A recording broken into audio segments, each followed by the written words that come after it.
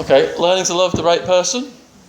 I was wild back then, and I was attracting wild women, and we were just reinforcing each other's insane behaviour. Identify and overcome addictions. It's not just the guy under the bridge shooting up the heroin. People can be born with this addictive gene, like my friend Jack. If you've got that, if you're a thrill seeker, keep channeling energy into positive things and nothing bad will happen to you. Make slow and careful progress. If you've got a goal at your age, no matter how big it is, if you work hard enough, people will try and trip you up, they'll be jealous and stuff like that, but you'll get there eventually if you just stay with it. Helping others. A lot of the time we're just thinking about ourselves, and it's creating negative energy. When you do volunteer work, stuff like that, gets your ego down and brings you back to earth. And value your family. You know, we've only got a limited time on earth, and when we're teenagers we don't want to be seen dead around our parents sometimes, but you learn that you really need to cherish your parents especially, and your brothers and sisters. Learn from setbacks. Bad things happen to all of us on the road of life, and sometimes they traumatise us and we don't want to talk to other people about them. But I held that in, that I'd been traumatised when I got beat up, and it caused that anxiety and mental instability. So once I finally started to be able to talk about it, it helped me deal with it mentally. If you cherish life in the small things, you won't go looking for fun in all the wrong places like I did. Learn a relaxation technique, especially around exam time, and then letting go of fear and anxiety, because most of what we're afraid of doesn't even actually happen. It's all in the head. And also taking time out to look inside yourself and analyse where you are in life and your thought processes. Okay, so we've got about 10 minutes left. Does anyone have any questions? Go on. Do you stay in contact with the people you were in prison with? The people I was in prison with, I post their stories to my blog, John's Jail Journal, but the jailers classified my blog as a threat to the security of the institution, and they told these people not to write to me. Tell prisoners they can't do something, they'll figure a way around it. So they just write to a friend of mine now and he forwards the letters to me, but they can make things difficult for them. And I've kept getting them pen pals, and some people have gone to visit them or sent them money to spend on their inmate accounts and stuff like that. So I promised them all before I got released that I would keep all that going for them, and that's what I've done. Yeah. Yes? What's happened to T-Bone? T-Bone, what was the last thing I told you about T-Bone? Can you remember? Okay, he did get released. I don't know if I told you this story. He got released and they tried to give him that 200-year sentence.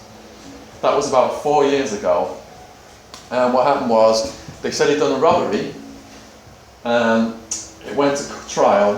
And for a black guy to take a case to trial in Arizona, he would never win because of the racism. So T-Bone said, I'm not doing this, I'm not going to do 200 years, I'm going to go to trial. And the policeman, they said to him, okay, you said he's done a robbery, there was a camera where he did the robbery, where's the film of him doing the robbery? And the policeman said, we didn't have time to get the film. And then the witness who said he'd done the robbery, on cross-examination, they said to the policeman, you know your main witness lies on the stand. And he says, yeah, we know she lies on the stand. So they kicked that entire case out. T-Bone was so happy, he thought he was getting out, beat all of his most serious charges, but they got him on one little charge, and because of his criminal history, they gave him 13 years. Yeah, so he's got 6 or 7 years left of that now. Basically, because of his criminal history, because he's black, because of his military skills as a Marine, he's considered really dangerous.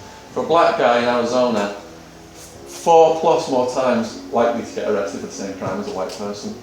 Yeah, racism is totally off the scale out there. Yeah. Yeah. What's your connection with the Avery family? Okay, my connection with the Avery family is when I saw Making a Murderer, it broke my heart. I've recently tried to watch it again. I can't watch it. Honestly, I get so sad and so angry at the injustice. And I knew right away a lot of people were going to try and contact Stephen and Brendan in prison. Now, you can't just send letters and send gifts and things to people in prisons. There's all these strict rules. For example, you have to have a full address with the person's prison number. You have to put a return address on the envelope with your name on it. So a lot of people started writing to these guys. They didn't have the prison number on, they didn't have the return address, and the prison sent all those letters back. So I contacted them and I offered to do all these YouTube videos of showing how to send letters to these guys, how to put money on the inmate accounts, how to donate to the family. So I put all of these videos on the internet for them, and I also arranged some of the UK interviews that they did as well. And we're also going to be doing a demonstration, Parliament Square, London, April 2nd at 2 p.m. for you guys interested in coming out and supporting them. One of the actors from Harry Potter actually contacted me yesterday and said she might be coming to the demonstration. I'm supposed to speak to her later on today. Yeah, so we're just going to start publicising that now. Yeah. So hopefully, the lawyer as well, he's got this brilliant lawyer now, Kathleen Zellner, and she's been tweeting a lot, and she's been absolutely pulling the case apart.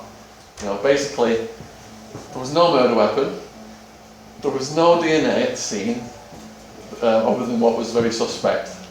They never investigated any suspects. Within 3 hours of her being reported missing, the police had filed on their computer system, homicide suspect Stephen Avery.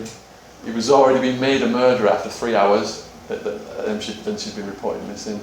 So it's all going to unravel, but the corruption in the police, nothing bad will ever happen to them, it never does. But he will get out, I believe, but it'll probably take anywhere from 2 to 5 years to get him out. Yeah. Okay? What about Brendan? Do you think he'll get out? I think both of them will get out. I think both of their cases will unravel, and we're trying to support them both as much as possible, because a lot of people initially, a lot of support's coming for Stephen, and Brandon was in the background a bit, so we've been trying to encourage people to, send Brandon letters and send him money on his books and that kind of stuff as well. But yeah, I mean, if you look at the interviews, I've got on my YouTube channel, I've got the full interviews of Brendan Dassey, and what they did to him. They basically just asked him over and over until he said exactly what they wanted to say. 16-year-old with the IQ of 60 or 70, so basically a mentally challenged teenager with the police telling him exactly what they wanted him to say. It's absolutely disgusting. And then they went on the news station, they took a few little quotes from Brendan and managed to turn everybody in the local area against them. That sealed the deal then for that Ken Kratz. And Ken Kratz, the prosecutor's come out now, not only was he sex texting women, he actually physically assaulted women as well. Yeah. Okay? When you got to the jail, how did you find people to protect you and that? Because obviously you'll get picked on by different gangs. Yes, when you get to the jail, if you're a skinny, nerdy guy like me, it's paramount that you get somebody to protect you very quickly and make alliances with the right people. And I'm just doing a YouTube series, prison survival series of videos, and one of the ones is make alliances. Now I went in there, and there were some big people arrested with me, including some of my bouncers, including my best mate, Wildman. And then later on, like I described earlier, I made an alliance with 2 Tonys, and I never got smashed again after that. So when you go in, it's important, you just figure out who's who, stay away from the people who are hurting you, and make alliances with the right people. Yeah. Okay, any more questions? About 2 or 3 minutes left. Yes? How long were you in prison for? I was in prison for exactly 5 3/4 years. I was unsentenced for 26 months, and then the balance of that was in the prison system. Yep. Yes? Why were you put into the high street prison? Okay, I went from medium security, remand, to maximum security because I asked for the judge to reduce my bail, and the prosecutor did some legal trickery, and it ended up with the judge doubling my bail to 1.5 million. And when your bail goes over $1 million, you're automatically reclassified from medium security to maximum. Now I ended up in super maximum because the prosecutor, on the paperwork to the prison system, my sentence was 9.5 years, comprised of 3 sentences, and one of those sentences was 26 months. And she accidentally put it down on her paperwork as 26 years. So I was fast-tracked to super maximum security as high risk, high suicide risk, long sentence, escape risk, all this stuff. And it took 3 or 4 years for us to sort that out. Yeah. Yes? What was the hardest thing for you when you got out of prison and back in the normal world? Well, I've never been asked that question. What was the hardest thing when I got out and I was readjusting to the normal world?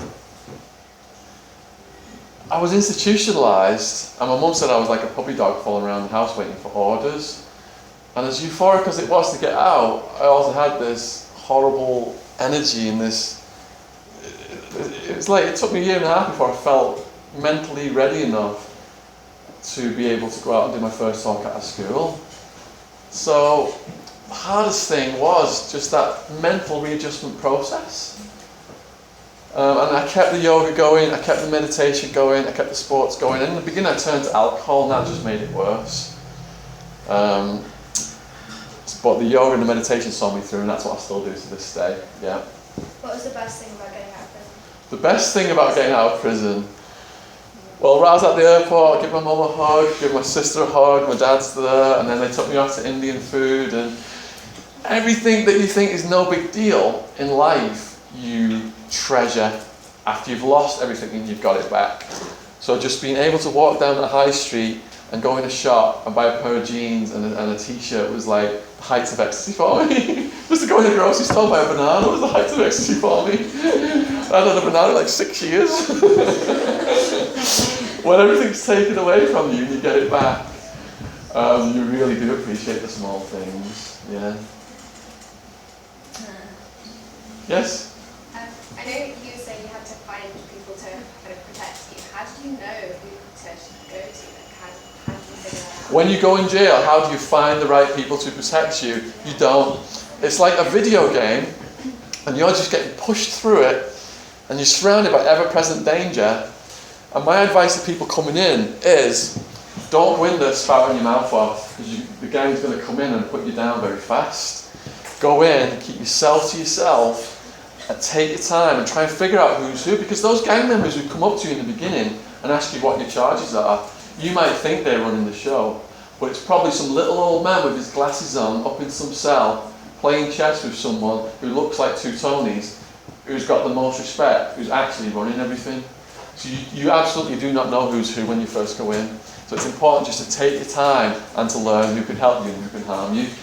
Is this a hand up? Yes. How did you really took drugs, like the first? I took drugs at uni. When I was at uni.